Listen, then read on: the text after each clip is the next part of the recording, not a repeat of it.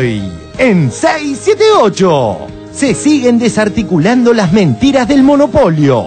Diarioregistrado.com. Isidoro decía que le habían quitado papel prensa y sus bienes. En diálogo exclusivo con Diario Registrado, el secretario de Derechos Humanos de la CGT, Julio Piumato, reveló que durante la última dictadura estuvo detenido en el mismo penal que el hermano de David Graeber y aseguró que en varias conversaciones en el patio de la prisión, Isidoro decía que había habido toda una maniobra para despojarlo de los bienes y que habían empezado por papel prensa. El señor Papaleo fue protagonista principal de una época negra de la Argentina, sobre todo para los que estamos y hemos estado en el tema de los medios, y fue presentado y apareció en cadena nacional en un momento en el que el tema tenía que ver con los medios. Lo que voy a leer a continuación es una carta que Osvaldo Papaleo nos hizo llegar, una intensa carta que empieza así.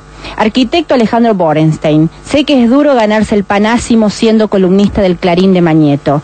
Además, ser gracioso, progresista, quedar bien con un patrón acusado de delitos de lesa humanidad, una patrón eludiendo ADN de hijos apropiados y de paso catequizar colocándose en una postura ética. Duro lo suyo, pero no menos infame. Esta es la Universidad del Apriete. Todas y cada una de estas afirmaciones puede corroborarlas. Les dejo a usted y a sus compañeros de Clarín una tarea para la casa. Encontrar a Osvaldo Papaleo junto a López Rega, mostrar algún documento o documentito que abone su tesis, una foto o fotito, una nota o notita, un decreto o decretito, donde él me designa alguna parte y así podrá impedir que su amigo Mañeto tenga otro destino que el del penal de Marcos Paz. Papel prensa, el papel de la prensa y la cadena del fascismo. Usted me preguntará, ¿me gusta o no Videla? No, ni fu ni fa. Bueno, pesan sobre él delitos gravísimos de lesa humanidad, ¿no es cierto? Sí, uno exacto. Emblemático que es la apropiación de bebés. No, eso no. No, eso no lo acepto. En septiembre de 1978, Bartolomé Luis Mitre, hijo de la Nación, y Ernestina Herrera de Noble, inauguraban junto al represor Jorge Rafael Videla la empresa Papel Prensa. El presidente de la Nación, junto a autoridades de la empresa, procede a cortar la cinta con los colores nacionales. De esta manera, queda aquí inaugurada una planta de papel prensa. Elegimos al empleado del mes.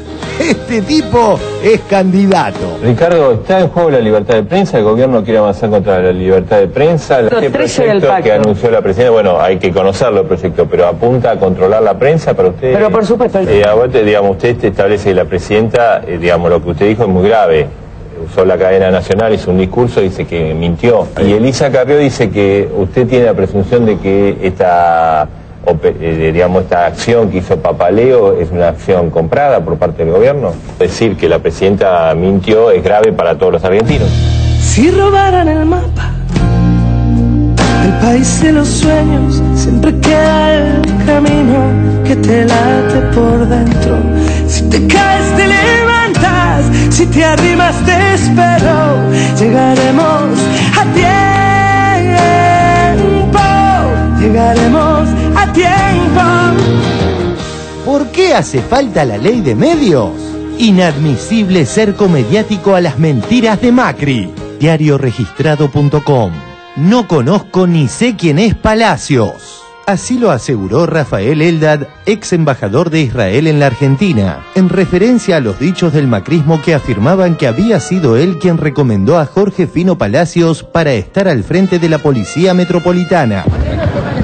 El ex embajador israelí dijo que no conoce y no sabe quién es Palacios. Bueno, yo lo que voy a decirles es primero que yo no fui a pedir ninguna recomendación. El nombramiento lo hice yo. Es un genio, fue a la embajada de Israel, fue a la embajada de Estados Unidos y los dos recomendaron una sola persona. Y la persona fue el Fino Palacios. Yo no fui a pedir ninguna recomendación. El señor Fino Palacios. Fue recomendado, me lo recomendó el Servicio de Inteligencia Israelí y el americano. Policía que mejor me habían recomendado, la Embajada de Israel con los servicios de inteligencia israelí Estamos hablando de Palacios. De Palacios. Y teníamos las mismas recomendaciones los dos. La Embajada de Israel, la Embajada de Estados Unidos y la trayectoria de Palacios. Yo no fui a pedir ninguna recomendación. Reiteramos la pregunta. ¿Por qué un medio tan amarillo como Perfil ignora esta información? Lo que hablaría también de la intensísima actividad que está desarrollando Mañeto en los últimos tiempos, y algo que lo muestra particularmente nervioso es una noticia que no haría el fondo de la cuestión si no fuera porque uno dice, un hombre tan protegido con la escolta que uno se imagina que tiene, ¿para qué necesita andar armado? Desde el 23 de agosto también ha pedido portación de armas y creo que ya se le han concedido. La obsesión de Fernando Iglesias se topó con divertido reparo. Twitter de Fernando Iglesias. Como diría el Chavo del Ocho, la consigna de hoy es: ¿qué es lo más insoportable de 678? Escucho opiniones. Twitter, Hernán Ojeda. Que algunas veces apareces vos y yo justo estoy cenando y se me atraganta la comida. Tengo miedo que se rompa la esperanza, que la libertad se quede sin alas. Tengo miedo que haya un día sin mañana. Tengo miedo de que el miedo eche un pulso y pueda más. No te rindas, no te sientes a esperar. Otro día de buenísimas noticias. 1. Superávit fiscal. Infobae.com. La recaudación creció 36,7% interanual en agosto. 2. Edu Joan y Brian Dabul vieron de cerquita las dos jugadas más lindas del US Open.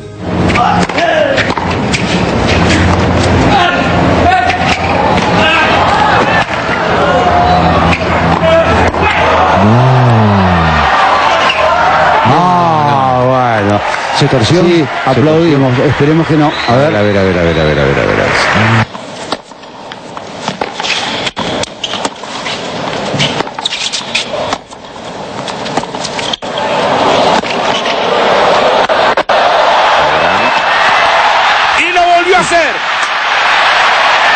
Y el comercial dice: esto no lo hagan, es solo para profesionales. No había la tita en la cabeza de nadie. No, señores. 3. 678 es querido por casi todos. El que está del otro lado del mostrador dice, bueno, ¿por qué ahora la herramienta que tengo yo la querés usar vos? Que no, sería porque el discurso. No es, 678 es no te digo como ejemplo, puede ser Canal 7, ¿no? Pero claro, es el programa más visto, me encanta, le funciona muy bien, o sea. Frente al grupo monopólico es una cosquilla, es una risa. Saca y se va a la red 678. Y parafraseando a Rosana, llegaremos justo a tiempo. Tiempo. Ahora, ahí. Bien, perdiste la voz. 678, 678. Solo pueden contigo. Si te acabas rindiendo, si disparan por fuera y te matan por dentro, llegarás cuando vayas más allá del intento. Llegaremos a tiempo. Llegaremos a tiempo.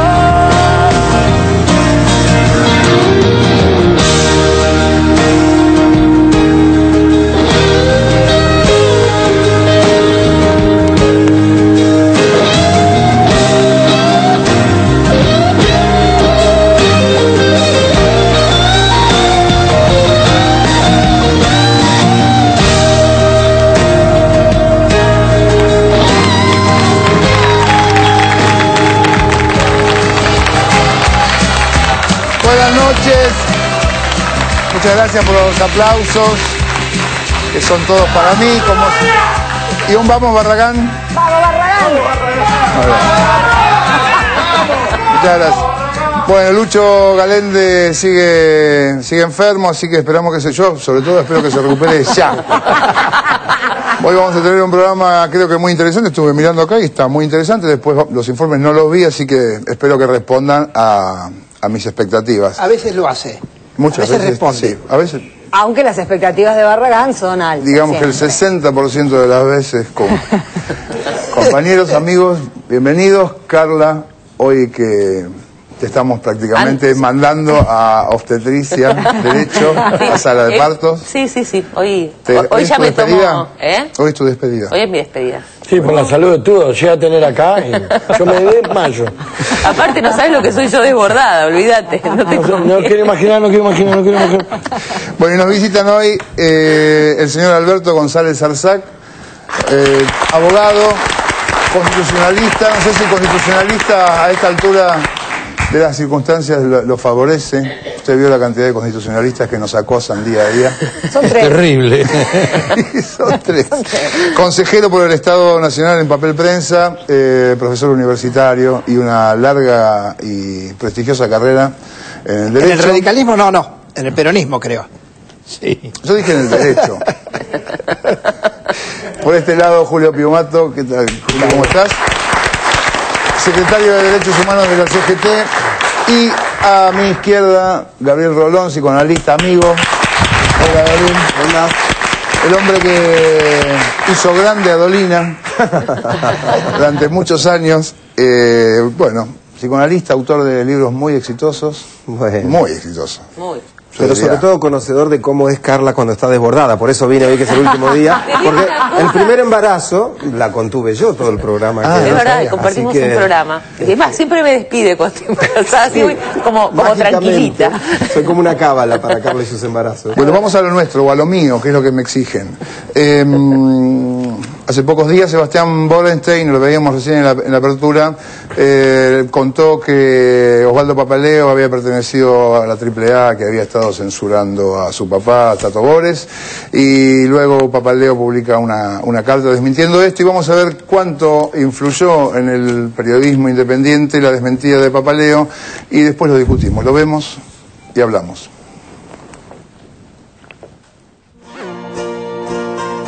Papel prensa y las mentiras del monopolio.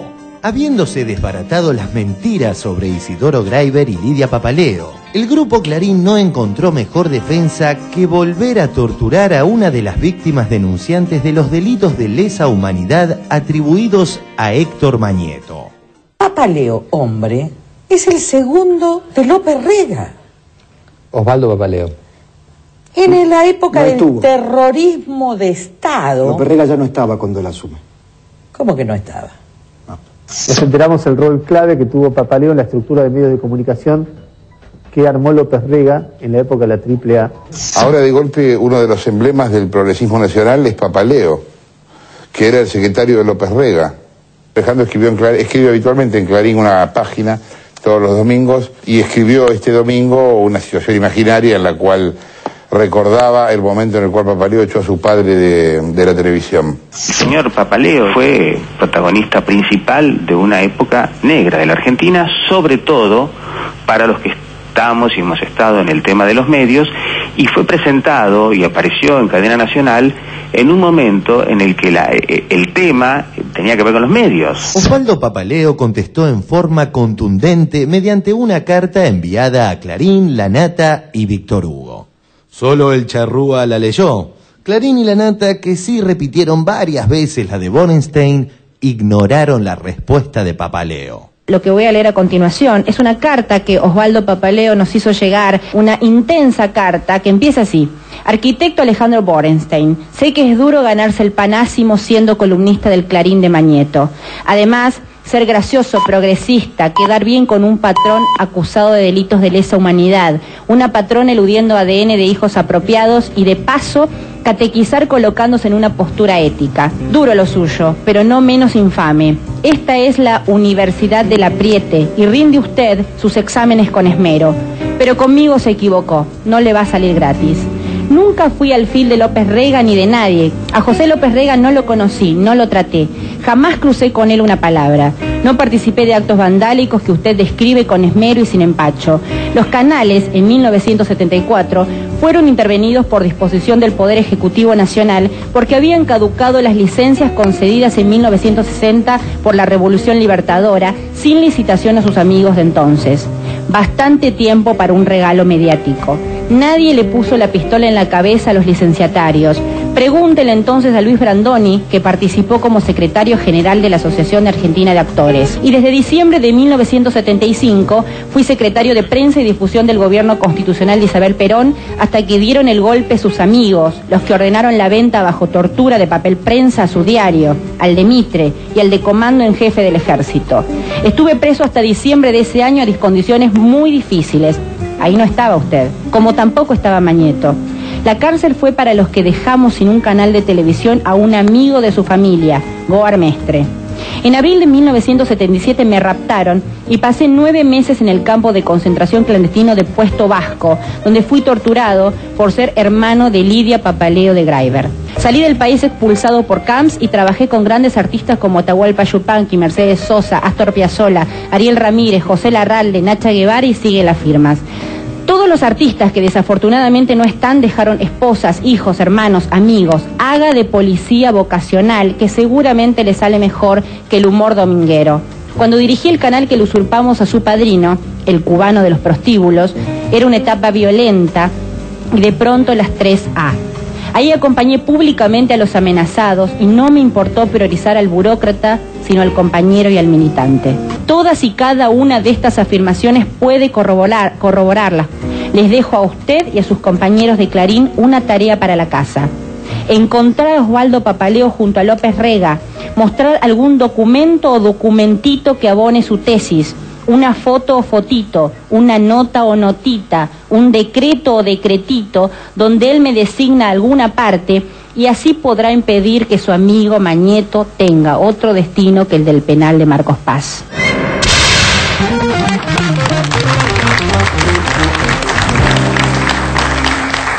Bueno, muy interesante, ¿no, Julio? Bueno, vos tenés algo que decir sobre esto, ¿no? Lo que dice Papaleo es cierto en cuanto... Yo la segunda parte, obviamente, está demostrado que estuvo secuestrado, pero yo estuve con él en la cárcel de Devoto. A mí me detienen, me secuestran en la madrugada del 1 de junio del 76. Estoy 10 días secuestrado en lo que después me enteré que era Coordinación Federal, ahí en la calle Moreno. Nosotros éramos todos trabajadores judiciales, nos blanquean, nos llevan a disposición de un juez. A pesar de estar a disposición de un juez, en el mismo momento nos rechazaban el habeas corpus, así que yo soy demostrativo de cómo se tramitaban los habeas corpus, porque yo ya estaba legalizado y sin embargo otro juzgado a 30 metros de distancia decía que yo jamás había estado detenido ni pesaba sobre mí orden de captura. Y bueno, cuando me llevan a la cárcel de Devoto, a los 2 meses, en un momento me cambian de pabellón, y yo salíamos al mismo patio con Papaleo, ¿no? En Devoto, así que él estuvo detenido en el 76, cosa que Lilita Carrió no pasó porque era fiscal adjunta en la provincia del Chaco, era hija de una funcionaria del gobierno de la dictadura del Chaco, así que como fiscal juraban por los estatutos del proceso y no por la Constitución, ¿no? Y estabas también con Isidoro Graiber. Bueno, eso fue posteriormente, en la cárcel de La Plata, cuando Isidoro Graiber y su padre salen del campo de concentración, los llevan a la cárcel de La Plata. No estábamos en el mismo pabellón, pero La Plata tenía un sistema donde habían 4 pabellones, La Plata tenía 18 pabellones. Solo 8 pabellones salían a patios compartidos, ¿no?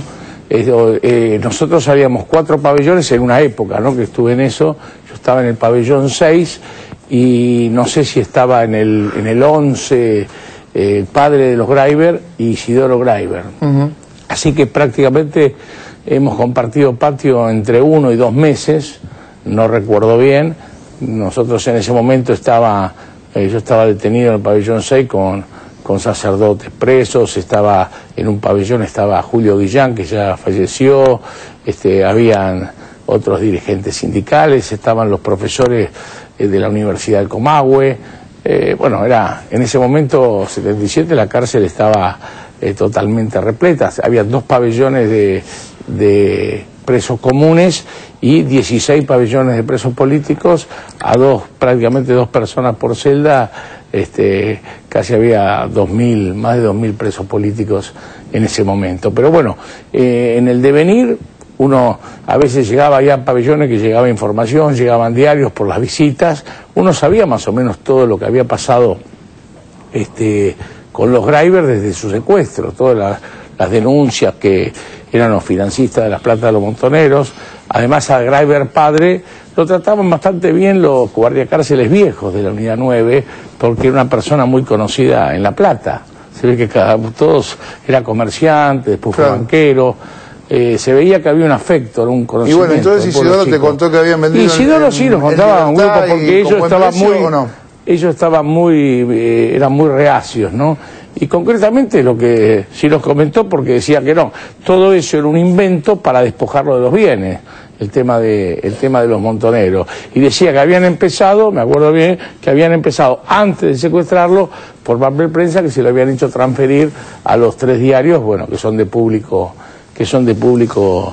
conocimiento. Tampoco era una cosa que hablara demasiado del tema, pero sí yo me acuerdo que explicaba siempre. Por eso a mí me sorprende cuando sale la famosa claro, solicitada, porque me consta que era una mentira, y cuando después escucho, no solo leo en el diario Tiempo Argentino, sino escucho la grabación de él, es exactamente más ampliado de lo que contaba en ese momento, pero es exactamente en términos sustanciales lo que yo he escuchado y otros compañeros han escuchado. González Orzac, usted conoce lo de papel prensa bastante a fondo, ¿no?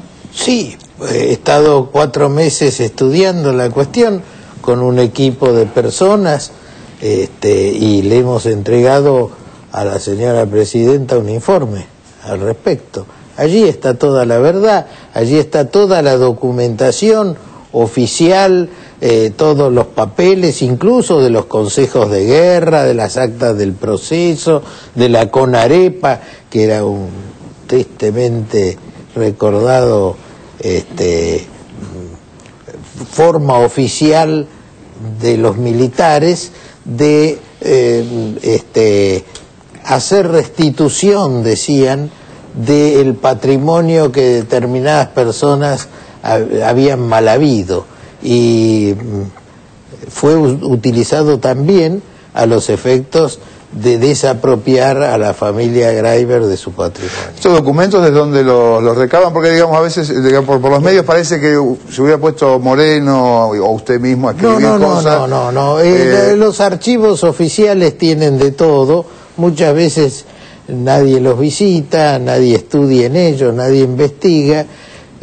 Bueno, nosotros tenemos el orgullo de haberlo hecho. ¿Hay papeles de aquella época? Sí, los expedientes. Están los expedientes, están los originales, han sido están entregados, son 26.000 fojas que le hemos entregado a la señora presidenta para que se entretenga un rato.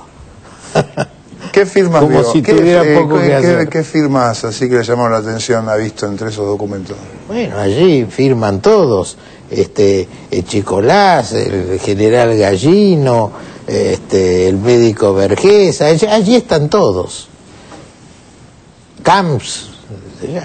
Bueno, Gabriel, estaba pensando esto que vemos de cómo los medios, bueno, aparece Papaleo como alguien de la AAA, y esto de que a la víctima se la quiere convertir en culpable. ¿Por qué pasa? ¿Por qué aparece esta operación de que una persona que claramente fue víctima de algo, sobre todo de algo gravísimo, y de un crimen de lesa humanidad, o sea, de un crimen que no había quien lo salvase de eso, se lo puede querer convertir en culpable? Bueno, esto no es nada extraño, no es raro, digamos. Muchas veces la cultura las sociedades terminan culpabilizando a las víctimas como un modo de no hacerse cargo de la responsabilidad que tuvieron en el hecho de que convirtió a esa persona en una víctima, ¿no? Yo escuchaba muy atentamente la claridad y la contundencia de la carta de Papaleo y tiró un guante muy fuerte. Él dijo: desafío a fulano, a mengano, les doy un ejercicio, tarea para el hogar, vayan, busquen, encuentren. Me parece que alguien tiene que tomar este guante. Y si nadie lo tiene que tomar, nadie lo toma, me parece que se tendrían que por lo menos pedir disculpas. O demostrar que Papaleo miente y hacerse cargo de sus dichos, o pedir disculpas, porque la palabra es algo muy fuerte. La palabra genera muchas cosas. Y yo creo que, y lo digo en un lugar donde hay tantos periodistas, pero hace tiempo que el periodismo bastardea la palabra. El exceso de los potenciales, por ejemplo, se dice que lo estaría haciendo, bueno, hay muchos, y después ¿cómo se demuestra? ¿Sabes qué impresión tengo yo? Que los periodistas también se informan por el diario. Que lo que decía el doctor, está lleno de fojas, está lleno de lugares donde documentarse. No puede un periodista cometer un error tan serio como decir, el señor estuvo en tal lugar, cuando ese señor ya no estaba más en ese lugar. Es decir, y si lo comete, tiene que usar el mismo modo para pedir disculpas. Y a mí lo que me extraña, digo, desconozco esto del derecho y el periodismo, pero cuando escucho estas cosas, lo que me extraña es que no haya ningún tipo de consecuencia ética, ni ningún tipo de, no quiero decir la palabra castigo, pero sanción para alguien, o alguien que de un modo rector, porque todos tenemos algo. La única sanción es no somos nosotros acá mostrándolo y no la soportan. Bueno, pero lo que te digo es que todos tenemos una comisión de ética, la tienen los médicos, la tienen los psicólogos. Digo, alguien tendría que decir, señores, porque sí, porque está demostrado que se equivocaron, ustedes en tal momento tienen que pedir disculpas. Y si no están equivocados, tendría que pedir disculpas, digamos, Papaleo por la mentira. Yo veo esto, veo el guante y veo dos posturas opuestas y las verdades están ahí. Sería hermoso que alguien las fuera a buscar y las pusieran palabras. ¿Sandra? Sí, a mí no me deja de sorprender. En cuanto a las sanciones éticas, me parece que, más allá de este programa que obviamente les molesta y les produce urticaria, las sanciones están en la calle, en la gente. Les gritan cosas desde los autos, digamos. O sea, sí, pero eso no es una manera de... Otra cosa no podemos. Nosotros vivimos de nuestra credibilidad. El capital nuestro es que la gente por lo menos confíe en nuestra honestidad intelectual. En que lo que estamos diciendo, Sandra? Claro, por supuesto. Sí, perdóname que te interrumpa, pero justo Sandra usa una palabra que es la palabra credibilidad. Y yo muchas veces he escuchado, bueno, este es el periodista más creíble. Digo, el valor de un periodista no es la credibilidad, sino la veracidad. Digo, porque en la época del proceso también había muchos tipos que eran muy creíbles. Y muchos leímos o creímos cosas y después nos dimos cuenta que no eran así.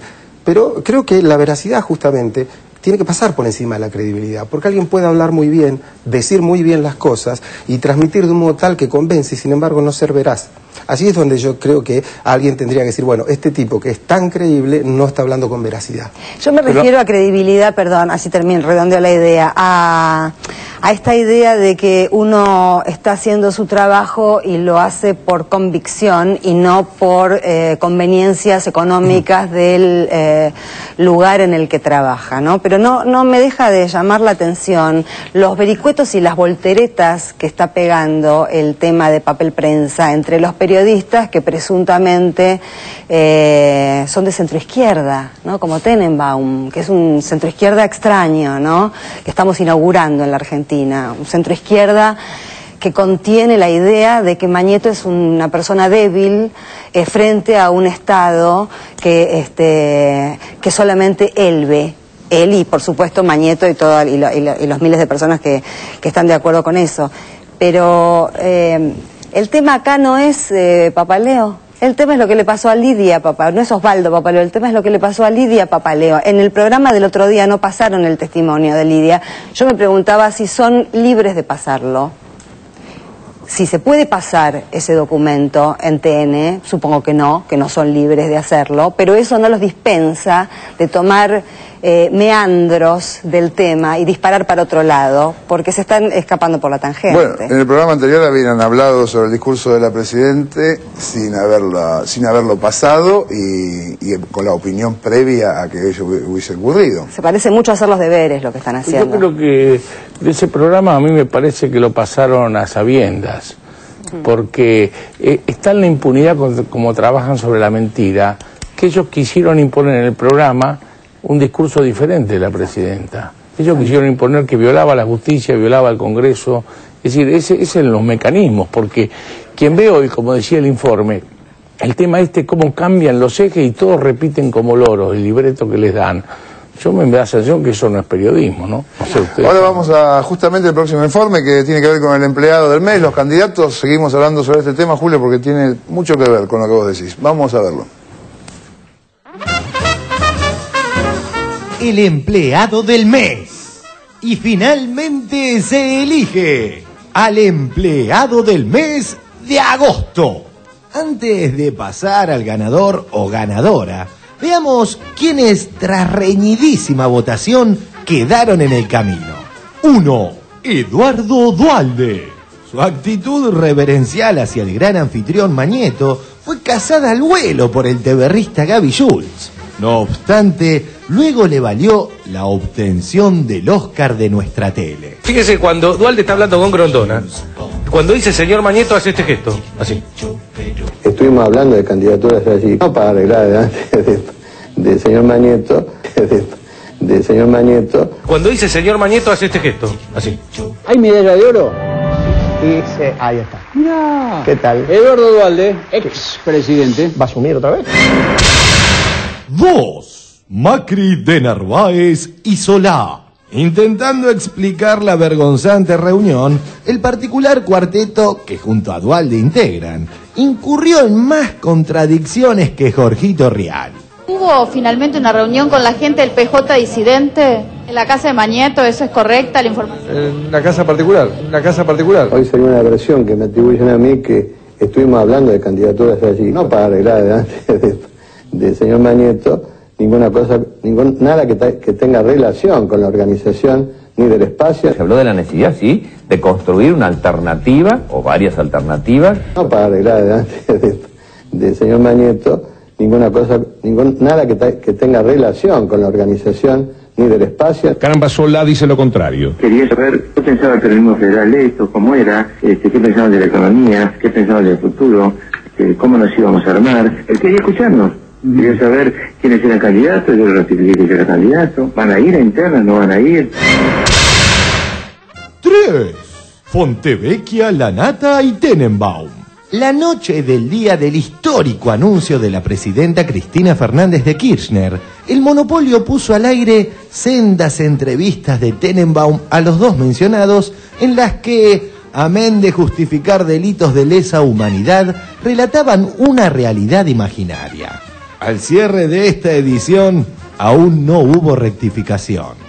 Lanata y Fontevecchia salieron comentando el discurso de la presidenta, comentando un discurso que no habían escuchado. Y a mí me pareció, porque digamos, uno puede opinar, pueden criticar, pero yo creo que si hubiera un colegio de periodistas, una colegiatura, hubieran tenido un problema. Tendrían que haber pedido disculpas. O no, no sé. Salvo que hayan querido generar confusión. Pero lo ponen después de que existía. Es legal que el gobierno actúe así, se están respetando la independencia de poderes y de última, se está respetando la existencia de poderes. Creo que la forma con la que se está llevando adelante el papel prensa demuestra de que el Ejecutivo quiere asumir papeles del Legislativo y del Judicial. Pero lo que estamos planteando es que acá hay una situación del gobierno en la que avanza sobre una empresa con métodos que no son democráticos. Asume el papel de fiscal. Resulta raro oír que dice Fontevecchia, asume el papel legislativo y resulta que esto va al Parlamento y asume el papel de la justicia y va a la justicia para que resuelva. Mi presencia acá obviamente es un gesto en un programa de TN de apoyo a Clarín y a La Nación, porque creo que están que la prensa libre está en problemas. ¿Qué lado te pones? Y es paradójico, pero ¿sabes qué? Me voy a poner del lado del más débil. Y el más débil ahora es a lo mejor que parecía más fuerte. Es Clarín. Sí, sí. Un día Mañeto me manifiesta, dice, mira José, vos sos muy honesto, pero te voy a explicar algo. Los gobiernos duran 6 años, los diarios duramos 100. Entonces la política de los 3 diarios, ¿cuál debe ser? Los primeros 2 años sacarle a los gobiernos todo lo que se pueda. Los segundos 2 años, pegarle para seguir sacándole más cosas. Y los terceros 2 años hay que voltearlo porque tiene que venir un gobierno nuevo y que recomenzar el ciclo. Me voy a poner del lado del más débil. Y el más débil ahora es a lo mejor que parecía más fuerte. Es Clarín. Cuando fue la famosa discusión Menem-Mañeto, por ejemplo, discutían el tema de, bueno, Menem le concedió Canal 13 a Clarín y todo eso. Entonces parece que Menem en medio de la discusión le dice a Mañeto, lo que pasa es que usted lo que quiere es mi puesto. ¿Usted quiere ser presidente? Usted quiere ser presidente. Le contestó Mañeto, puesto menor. Puesto menor. Me voy a poner del lado del más débil. Es Clarín. Estuvimos reunidos algunos personas con Mañeto. Usted abre La Nación, abre Clarín cada mañana Y ahí está la agenda. Más débil. Clarín. Analicemos lo siguiente. La reivindicación que esta semana hace el Tata Joffre de Videla no puede más que ser agregada a la cadena del fascismo. Usted me preguntará, ¿me gusta o no Videla? No, ni fu ni fa. Bueno, pesan sobre él delitos gravísimos de lesa humanidad, ¿no es cierto? Sí, uno exacto. emblemático que es la apropiación de bebés. No, eso no. No, eso no lo acepto. ¿Cree que es incorrecto que hoy estén presos los comandantes militares? Pertenecía a un gobierno que indultó y me parece incorrecto.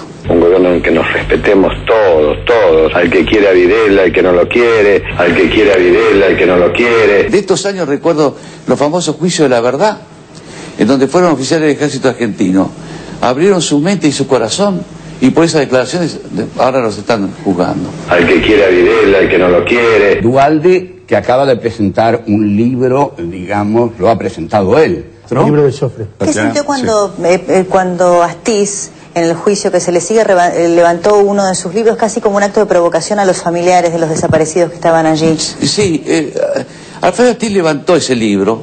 Ese libro se va a volver a matar. Tenemos una imagen, a ver si la podemos poner en pantalla. Se ve a Astiz con el libro, ahí tiene entre sus manos el libro Volver a Matar. Duhalde lo ha presentado él, ¿no? Yo creo que en el año 2011, para mí hay uno solo. Eduardo Alberto Duhalde. Al que quiere a Videla, al que no lo quiere. La firma en la editorial es de Ernestina Herrera de Noble, directora Ernestina Herrera de Noble, y va el título con el compromiso nacional. Se impuso el orden, se restableció la confianza en el ámbito interno y en el ámbito internacional. Pero como ha dicho el presidente Videla, con claridad y cierto apremio indicativo, hoy 24 de marzo de 1977, la subversión armada está derrotada y dispersa, el triunfo del orden no pudo ser más amplio. Nos preguntamos, ¿Lanata y Tenenbaum no están peligrosamente alineados con lo más nefasto de la Argentina? Hemos dejado afuera de la pregunta a Fontevecchia, ya que como hemos exhibido, escribió en aquellos tiempos editoriales de apoyo a la dictadura. A la elección vayamos. Por razones de economía televisiva no particularizaremos los segmentos destacados de Bonelli, Eliashev, Giudici, Aguad, Leuco y tantísimos más. Ahora sí, el ganador es... Aunque parezca imposible, hay quien reunió más méritos que los recién mencionados candidatos. Lo develaremos en el próximo informe de 678.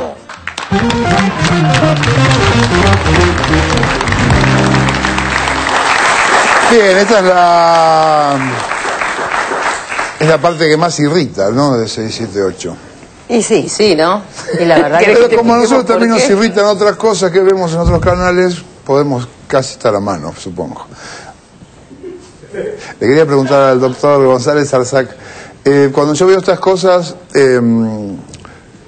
ayer lo decía Carla, acá durante todo este proceso hasta llegar a la ley de medios, se habló permanentemente de la libertad de expresión y un poco del derecho a la información. Yo creo que se habló bastante poco del derecho a la información. Y ahí hay un choque entre dos derechos. El derecho que yo tengo a expresar, a decir lo que quiera, que es lo que está pasando, que es lo que vemos, porque de última, si quieren defender lo que quieran defender, que lo hagan.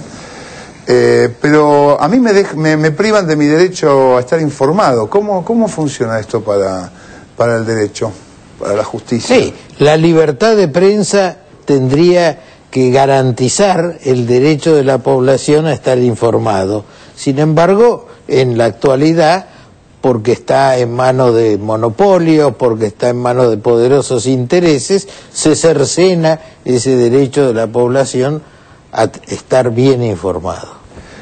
Sin embargo, yo no puedo decirle a nadie que no exprese lo que quiere expresarse, con lo cual no hay cómo lo arreglo. Desde ya, todo el mundo tiene derecho a expresarse y la verdad es que últimamente en la República Argentina, quien quiere expresarse, hay una libertad inédita, quien quiere expresarse lo hace.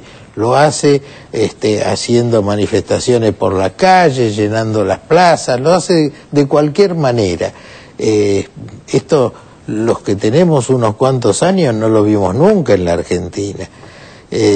Pero estos señores, por ejemplo, los dueños de Clarín, persisten en ser ellos dueños absolutos de la expresión y de la información. Igual me parece que hay una parte, por supuesto, los dueños de los grandes medios, pero también hay una parte de responsabilidad de los periodistas que se tienen que hacer cargo, ¿no? Porque una cosa es que cualquier persona, todos tenemos derecho a expresar lo que sentimos. Una cosa es lo que pueda decir, no importa, el encargado de un edificio, un taxista, mi vieja, que ellos pueden sentir que Videla hizo bien, o que en realidad él no se apropió de bebés, o que no hubo un crimen de lesa humanidad en el origen de Papel Prensa. Pero hay hechos muy concretos, digamos, que no tienen que ver con lo que uno piensa de las cosas, que tiene que ver con qué pasó. Digamos que en el momento de informar es eso lo que hay que transmitir. Después te puede parecer bien, te puede parecer mal, te puede parecer justo, te puede parecer injusto. Más allá de lo que digan los dueños, ¿no? Hay quienes eligen lo que se puede informar. Por ejemplo, veía la figura de Lilita Carrió hace un momento negando delitos de lesa humanidad cometidos y que están dichos en el informe que le elevamos a la señora Presidente. Ella, Lilita Carrió, era fiscal cuando María Belén, en su provincia... Margarita Belén. Margarita Belén. La matanza. Cuando la matanza de Margarita Belén. Y no vio nada. Y ahora parece que persiste en esa manía de no ver nada. ¿Es posible que una personalidad como ella, que se ufana de saber todo, también cometa estos actos tendientes a no ver cosas que son evidentes? Bueno, y si el que fue el jefe de la CIDE durante el menemismo niega lo de Videla, ¿cómo un jefe de inteligencia en nuestro país puede negar lo que sucedió durante, no sé cómo decirlo, el momento de Videla en la toma del poder? O sea, negar eso directamente es lo más asqueroso de todo lo que escuché en la sección pasada. Sobre todo que él lo conocía muy bien, como todas esas personas que hoy están negando lo de Papel Prensa y lo saben ab inicio, porque yo conozco varios de esos personajes, he sido amigo de ellos y ellos me conocen perfectamente a mí, y hemos comentado las cosas que ocurrieron en Papel Prensa mucho antes de este informe. Esto se sabía, en los círculos bien informados del país, nadie desconocía estas cosas, y ahora se hacen, se puede decir, los boludos. Claro, claro. Por eso... Rolón, que... Perdón. Yo estaba mirando el informe y me anoté algunas cosas manía de analista, ¿no? Primero es esto que decía la nata acerca de la debilidad y la fuerza, me pongo del lado del más débil, que era el que parecía más fuerte. En realidad no se trata de ponerse del lado del más débil o del más fuerte, se trata de dónde viene la legitimidad de esa fuerza o de esa debilidad. No es lo mismo alguien que tiene la legitimidad, digamos, de los votos, del poder, de estar acompañado por las ideas de la gente, que el que tiene el poder, digamos, de manejar otras cosas, otros negocios. Digo, no se trata de ponerse en el lugar siempre del más débil. El más débil a veces también puede equivocarse, si bien yo no creo que en este caso Clarín sea el más débil, esto es así, ¿no?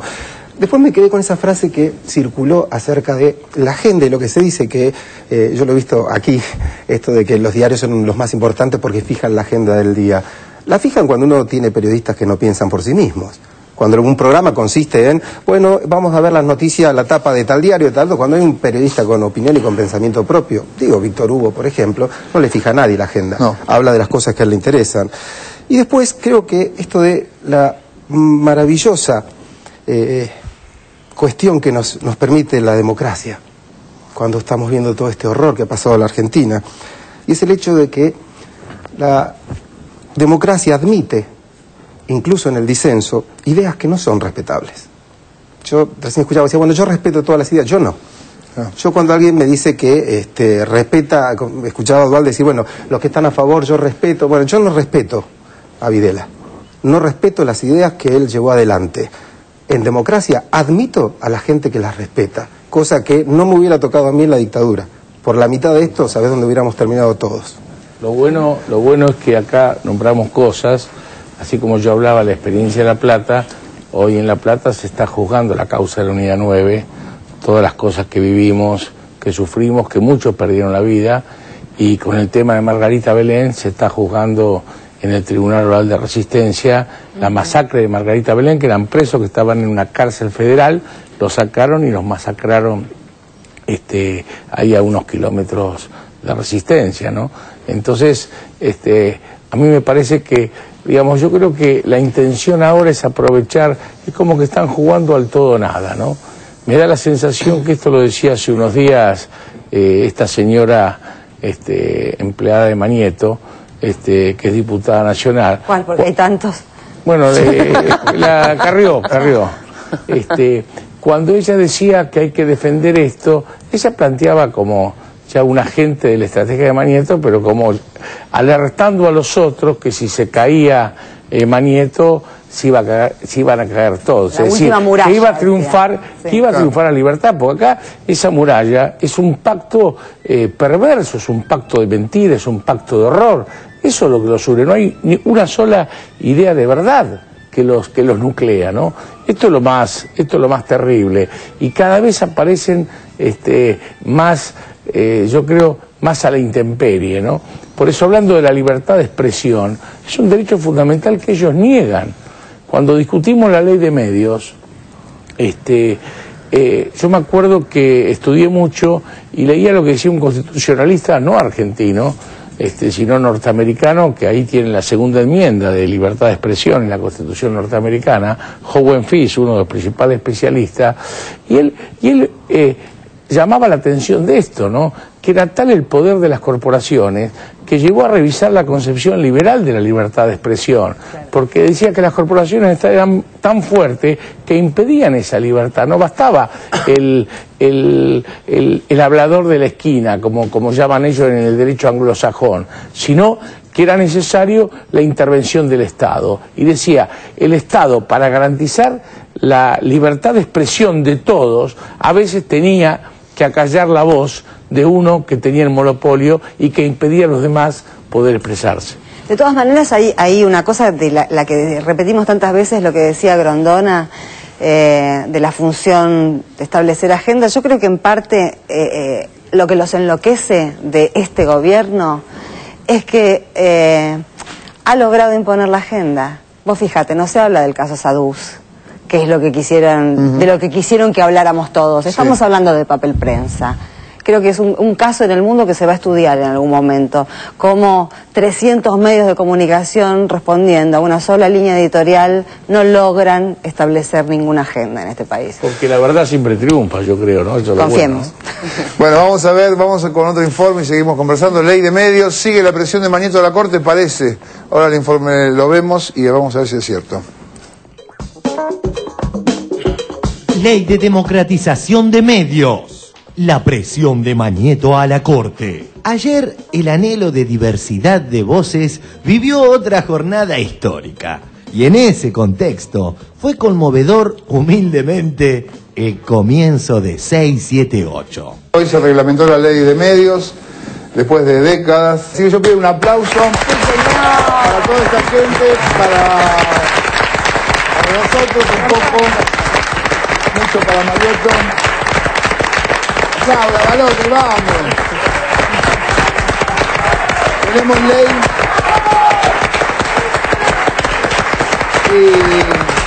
Y bueno, los que no están contentos lo siento, porque deberían estarlo, se lo están perdiendo. Hoy a eso de las 8:30 se me ocurrió por primera vez poner un mensaje bien mío en el Twitter. Twitter de Víctor Hugo Morales. El cielo miente. Hoy es un gran día. Todo esto porque finalmente hoy ha sido reglamentada la ley de medios. Creo que la labor de ustedes ha sido y será fundamental para poder modificar todas estas cosas y que nos hagan tomar conciencia, porque la verdad que si hoy yo no hubiera venido a 678, no salís de tu casa. porque los vientos eran arrasadores de 70 kilómetros por hora, porque todo Buenos Aires estaba inundado. ¿Qué día hemos tenido hoy, no? A veces uno piensa en un día de miércoles, especialmente pensando en el tiempo, en la sudestada. No es que no haya sudestada, pero es tanto el miedo que inoculan para a lo mejor no poder celebrar esto que es tan fantástico y que nos hace tan bien, por lo menos a los que nos queremos expresar con libertad y con felicidad, ¿no? Se cumplió una etapa soñada. Hace un año, el 27 de agosto, la presidenta envió el proyecto al Congreso. Hace un año que estamos debatiendo ley de medios. 27 años de silencio. El contraste, ¿no? 27 años de silencio, un año de debate. Es que claro, durante ese año, un amplísimo y variopinto abanico de voces e ideas se expresó a favor de la desmonopolización, incluyendo a las Naciones Unidas a través del indiscutido e ignorado por la Corpo, Frank LaRue. Es el derecho de un pueblo a tener varios enfoques para hacer su propia opinión. Yo creo que aquí hay un proceso palpitante, dinámico, vital, de elaboración de una ley desde la sociedad civil que plantea los 21 principios. Primero lo traslada al gobierno, la presidenta que lo toma, elabora una propuesta y que muy democráticamente lo manda de nuevo a consulta a la sociedad. Como digo, yo la felicité a ella en mi reunión que tuvimos ayer. Yo no he visto que ningún presidente haga eso y me encanta verlo. El velo se sigue corriendo. Mañeto, sospechado por delitos de lesa humanidad en la causa Papel Prensa, no quiere resignar ni un ápice de su posición dominante y utilizó hoy su diario Clarín para presionar a la Corte Suprema. Clarín, el artículo que obliga a desinvertir en un año. En la Corte ya están los votos, pero se demora una decisión. Hace varios días que ya hay mayoría para rechazar un planteo oficial por la ley de medios. Según fuentes de la Corte, la mayoría de los jueces se manifestó a favor de rechazar el planteo por falta de una sentencia definitiva, lo que dejaría en pie la suspensión del artículo, considerando también que la medida cautelar cuestionada no provocaba un daño de gravedad institucional, como sí entendieron que ocurría en el caso de la provincia de Mendoza, donde una jueza había suspendido la aplicación de la ley en todo el país. ¿Qué hacer? Una práctica que nos tiene acostumbrado el diario Clarín, que es esta suerte de periodismo anticipación en temas judiciales. Y respecto a otro tema, el tema de la ley de medios, veíamos este inquietante e impactante titular. En la Corte ya están los votos, pero se demora una decisión. Este titular indica que o el señor Mañeto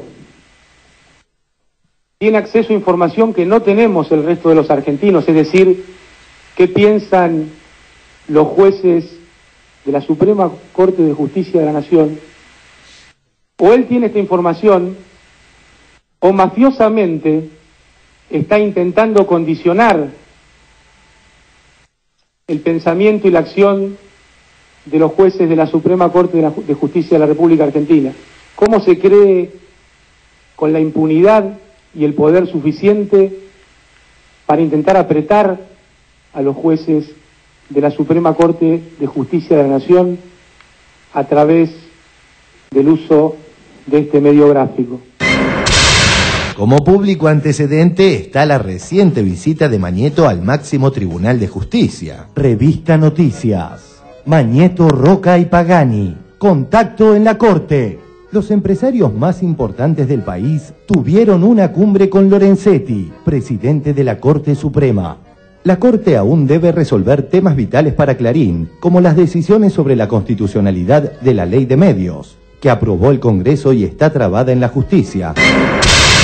Con respecto a la cláusula de desinversión, la argumentación de Mariotto es contundente. El grupo monopólico, que no quiere perder ningún privilegio, cuestionó el artículo 161, que dice que no puede haber monopolio. Yo esto no quiero desprenderme de las cosas como dice cuestionemos este artículo porque no me quiero desprender de ningún medio y quiero seguir teniendo las posiciones dominantes que vengo usufructando. Microsoft se desprendió de las posiciones dominantes en un año. Label se desprendió de las posiciones dominantes en un año. Y a principio de siglo, la Standard Oil se desprendió de las posiciones dominantes en un año. ¿Por qué esto no puede? La pregunta del día. Tras fracasar en sus embestidas contra el Bicentenario, el fútbol para todos, la recuperación de los fondos de los jubilados y, en definitiva, contra la Argentina, ¿podrá el Pierno Doyuna de nuestras pampas, a través de su presión a la Corte, seguir dilatando la democratización de los medios de comunicación?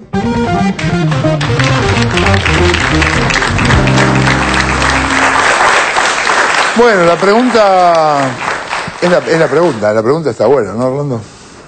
¿La pregunta de Vudú? La pregunta esta de ¿podrá seguir dilatando que se cumplan las leyes? A mí me gustó la disyuntiva que planteó el ministro de Economía, cuando dice, respecto del adelanto de Clarín, de que sabía o presumía cómo la Corte estaba inclinando su voto, usted sabe de esto, está lanzando una posible percepción de que la Corte está infiltrada, o al revés, o que la Corte da una información. Eso lo está diciendo el título de Clarín, no Vudú. Y la otra posibilidad es que el título de Clarín sirva, como dijo, él dijo apretar, para extorsionar, para presionar a la Corte Suprema de que Clarín va a estar en contra si vota lo contrario.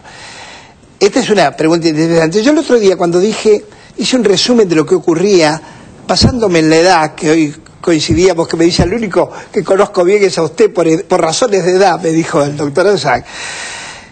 Muchos jóvenes, algunos fueron alumnos míos, me llamaron por ese relato que hice de lo que significaba estar vivo y ser más o menos adulto y tener conocimiento en la sociedad argentina de 1970 y tantos, hasta que se fue la dictadura. Hice un resumen, no lo voy a repetir, pero recordaba cosas, por ejemplo, de que jamás yo podía salir sin documento de identidad. La idea de salir sin documento de identidad era una idea de una vulnerabilidad impresionante. Cuando uno iba por la calle, además de oír sirenas cruzarse permanentemente, veía cada tanto sobre un auto, los dos ocupantes del auto, podía ser una pareja, generalmente eran jóvenes, que probablemente no tenían nada que ver con las armas, probablemente eran estudiantes o eran empleados, con las manos sobre el auto, requisados como si fueran bandidos o bandoleros o terroristas. Por ejemplo, yo me acordaba de que yo tenía amigos que, escritores importantes como Umberto Costantini, que escribió sobre Trelew, un libro muy fuerte, Tato Pawlowski, él murió, Cacho Costantini, Tato Pawlowski, que tienen libros muy fuertes, sobre la libertad. Y yo llevaba ese día un libro que era la cantata de Trelew, creo que es el título ese, de Tomás Eloy Martínez, luego del 22 de agosto, sobre el filo, creo que fue el mismo año, supongamos que fuera septiembre, octubre. Y estaba leyéndolo en un colectivo y pasé, también era una ingenuidad, frente a los cuarteles de Pacífico. Cuando llego ahí empiezo a poner en la alerta, porque uno tenía una alerta permanente. Entonces me doy cuenta que había soldados que iban a subirse al colectivo, pedían documentos a la gente. Cada 5 o 6 colectivos tomaban uno. Lo que estoy contando va a tener un remate, que es este. Suben los oficiales, eran 3, a requisar, y yo me di cuenta que no sabía dónde poner el libro, porque me daba cuenta que ese era mi momento fatal. Entonces escondo el libro en la costura del colectivo, sin darme cuenta que es probable que el libro sobresaliera del asiento. Eso lo pensé después. Bueno, pasó inadvertido el libro, cuando yo, asustado, confieso, llego a mi casa en Belgrano, lo que hice es tirar el libro, romperlo en pedazos y lo tiré. No recuerdo ahora dónde, si en el tacho de basura, que no creo, o en un cesto que encontré por ahí. Lo que quiero decir que este temor permanente me hizo preguntar el otro día, frente a las dudas de si uno está defendiendo o apoyando un sistema, un modelo adecuado, si yo estaba en el camino correcto. Y si yo, que soy creíble, usando los términos que se usaron acá, porque puedo ser creíble para mucha gente, los que vienen, estoy equivocado. Y a lo mejor, si de noche están secuestrando gente, y si están amordazando periodistas que no los dejan hablar y opinar contra el gobierno, Y si a uno que no tienen documentos en la calle lo llevan a una mazmorra, como alguien dijo el otro día por aquí. Y si no dejan escribir en los diarios, aun cuando sean opositores, todo lo que quieren decir sobre el gobierno.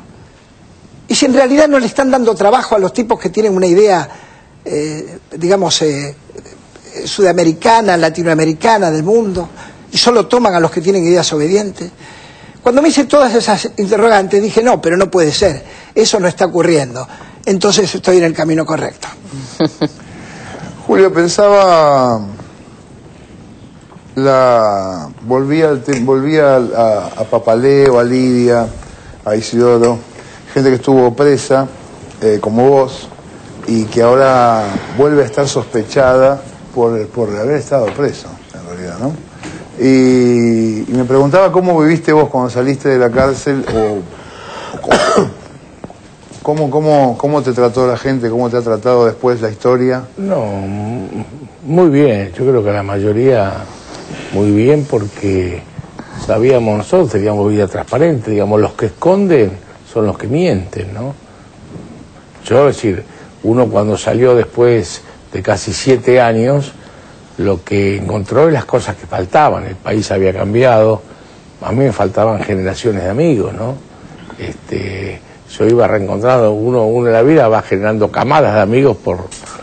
No, los amigos de la juventud. Pero digo, la señora del barrio, el tipo que te iba a dar un laburo. Perfecto, yo nunca tuve problema, más tuve mucha solidaridad, yo era abogado, a mí me ofrecieron empleo, yo quería volver a tribunales, sí me costó volver a tribunales porque a mí me terminó reincorporando el que me había echado, que era el doctor Belucio, era presidente de la Cámara de la Dictadura en 76, fue el que cuando me detuvieron firmó mi prescindibilidad, y después como miembro de la Corte Alfonsín firmó mi vuelta a la justicia, ¿no? Pero yo no me puedo quejar, yo siempre, y no yo, creo que la mayoría, ¿no? Siempre sentimos solidaridad, más allá que en ese momento del país, en el 83, viviéramos con preocupación todo ese clima que se dio después de la Guerra de Malvinas, ¿no? Que es ese clima de, digamos, de vacío, ¿no? Toda esa cuestión que tiene que ver con la teoría de los 2 demonios, que es lo que decía él, porque fíjate vos, ahora hablamos de los delitos, de las violaciones a los derechos, pero tenemos que hablar para qué se hizo. En el caso del Plan Martínez Dios, que empieza a aparecer acá, y respecto a los trabajadores, está la orden de batalla de mayo del 77, donde era reprimir al movimiento sindical porque había que garantizar el éxito del plan económico. Y esto que vemos, el tema papel prensa, era lo mismo, porque los medios eran fundamentales, había que tener socios que tuvieran los medios de comunicación creíble para acompañar todo ese proceso, esa dictadura que se estaba dando en la Argentina. Por eso, a mí lo más importante de este momento, creo que hay que hablar de la represión, hay que hablar de las cosas terribles que han pasado, pero tenemos que hablar de que los militares fueron instrumentos de intereses, que eso es lo que siempre tratan de preservarse. Por eso, que hoy vuelvan a hablar de los militares y a tratar de exculpar a los militares es porque quieren ocultar a los civiles, que son los verdaderos cómplices, son los hacedores de la dictadura. No falta mucho, tengo la sensación que dentro de poco van a decir que en vez de presos fueron todos a un spa, en algún momento no creo que falte mucho para que digan esas cosas. Posiblemente. Ahora, otra cosa que me faltó decir es que yo no sabía que Piumato estaba preso. Y no sabía que todos los piumatos que estaban presos. Nadie sabía quiénes estaban presos. ¿Saben por qué? Porque no salían en las tapas de los diarios, ni en el interior de los diarios. Entonces ignorábamos que estaban presos, salvo que vos tuvieras un contacto personal porque eras estudiante o porque eras un periodista que habían pasado algo con un periodista amigo o un escritor. Nada más. Vamos a un corte y en un ratito volvemos y seguimos.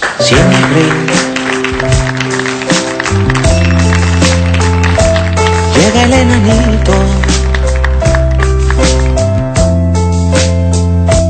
con sus herramientas de aflojar los odios y apretar amores.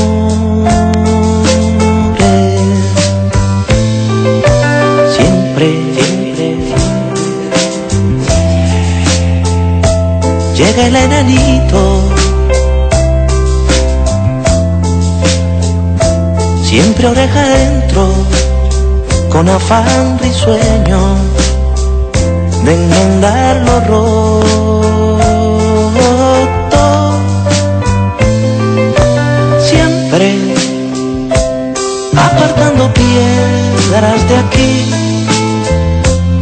basura de allá haciendo labor. Siempre va esta personita feliz